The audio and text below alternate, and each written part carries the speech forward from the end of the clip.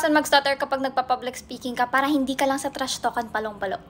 Hi, I'm Gia. I'm a 25-year-old content creator and entrepreneur and ibibigay ko sa inyo yung mga techniques na ginagamit ko kapag meron akong interview, speech, or presentations. Number 1, use strategic pauses. Kailangan alam mo kung saan ka magpo-pause in between. This will help you para mapag-isipan mo yung susunod mong sasabihin. It will also help you para mas maging impactful yung mga sinasabi mo. And makakatulong to para mabigyan ng oras yung audience mo para i-process yung sinabi mo.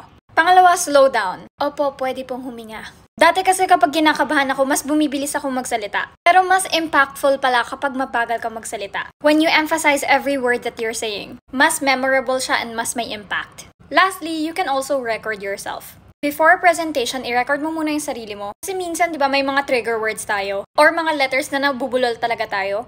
So just keep practicing para meron kang familiarity. Follow for more!